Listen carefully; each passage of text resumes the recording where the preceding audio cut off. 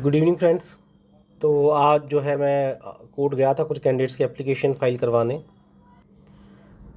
तो आज भी है जो टोटल 24 कैंडिडेट्स की एप्लीकेशन फ़ाइल करवाई थी वहाँ पर 24 ये आप देख सकते हैं। इस पर जो है स्टैंप लगा हुआ है। स्टैंप नहीं भी लगता तो भी उन्होंने रिसीव वो साइन करके दे देते हैं, रिसीव कर लेते हैं उसको एप्लीकेशन को। तो ये आज की है, इस पर आप डेट भी देख सकते हैं। टोटल 24 कैंडिडेट थे जिनकी आज मैंने फ़ाइल करवाई थी। अब देखो, कुछ कैंडिडेट्स बोलते हैं कि भाई इसको करने से कुछ भी नहीं होता, लेकिन मैं आपको एक चीज़ बता दूं कि हम कल भी रजिस्ट्रार ऑफिस गए थे, हम आज भी रजिस्ट्रार ऑफिस गए थे। मेरे साथ एक कैंडिडेट थे और प्रदीप नाम था शायद उनका। तो हम लोग गए थे आज रजिस्ट्रार ऑफिस, तो उन्होंने बताया कि अब देखो, अगर ये रिक्वेस्ट आ रही है ना जितनी भी, तो उससे एक चीज़ तो पता चली कि उन पर थोड़ा प्रेशर तो बना है। और इस वजह से जो है उन्होंने आज एक अश्योरेंस दिया था कि कुछ क्वेश्चन है उनके ऊपर वो बोनस देने की सोच रहे हैं। अभी देखो 100% नहीं है, पर रजिस्ट्रार के जो पीए हैं उन्होंने ये बताया था आज कि वो कुछ ऐसे प्रश्न है, जैसे A5 का एक प्रश्न था जो उनके दिमाग में सेट हो चुका है कि भाई इस पर अब इनको बोनस देना है। तो मुझे लगता है उस प्रश्न पे तो आप ये मान के चलिए बोनस आने वाला है। इसके अलावा कुछ प्रश्न हैं उन पे भी बोनस आने के चांसेस हैं।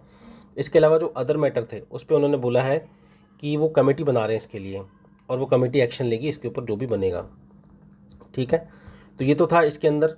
और इसके अलावा एक बात और थी कि जो अब कुछ कैंडिडेट बोल रहे हैं कि भाई अब जो है जून में रिजल्ट आ जाएगा, उसके बाद ये ज्वाइनिंग दे देंगे, उसके बाद में जितनी भी 196 से जो भी पिटिशन पड़ी है उनका कुछ नहीं होने वाला।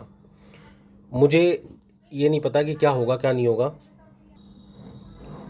लेकिन मैं आपको एक चीज़ का अश्योरेंस दे सकता हूँ कि अगर रिजल्ट आ गया जून के अंदर, ठीक है ना, ये आप इसको कुछ भी मान लो, मैं आपको मतलब अश्योरेंस दे रहा हूँ 101%। अगर जून में रिजल्ट आ गया और ऐसा लगा कि अभी कोर्ट जो है ज्वाइनिंग दे देगा कैंडिडेट को, तो मैं आपको बता दूँ उससे पहले मैं सुप्रीम कोर्ट जाऊँगा। ऐसे भी मैंने पहले भी कैंडिडेट से कहा था, मैं अभी भी कह रहा हूँ कि मैं सुप्रीम कोर्ट लेके जाऊँगा इस मैटर को, अगर हमारे फेवर में डिसीजन नहीं आया तो। स्टूडेंट्स जो 3000 लोग वेट कर रहे हैं ना, वो पागल नहीं है जिन्होंने पैसे लगा लगा के, घर के पैसे लगा लगा के वो पागल बने। ठीक है ना, तो इस मैटर को मैं सुप्रीम कोर्ट लेके जाऊँगा, चाहे कुछ भी हो जाए, अगर इन्होंने हमारे फेवर में डिसीजन नहीं दिया तो। ठीक है ना, अब कुछ लोग नेगेटिव बोलें, पॉजिटिव बोलें, उससे मुझे फ़र्क नहीं पड़ता, पर उन स्टूडेंट्स की लड़ाई लड़नी पड़ेगी जिनके साथ वास्तव में अन्याय हुआ है, चाहे वो टाइपिंग में हुआ हो, चाहे वो 196 वाले मैटर में हुआ हो। ठीक है ना। अब कुछ बोलेंगे भाई सुप्रीम कोर्ट के वकीलों की फ़ीस कहाँ से करोगे, क्या करोगे? भाई मैं उनके पैरों में गिर जाऊँगा मैं उनके। ठीक है ना, मैं एडवोकेट के पैरों में गिर जाऊँगा। मैं वहाँ पे कोशिश करूँगा कोई भी एक एडवोकेट करने की जो थोड़ा तो सोशल रिस्पॉन्सिबल होगा ना, लोगों की सोचता होगा। कोई सारे तो ऐसे नहीं होंगे जो सब पैसे के लिए सोचते होंगे, कुछ तो होंगे ऐसे, एक एक तो मिलेगा कम से कम।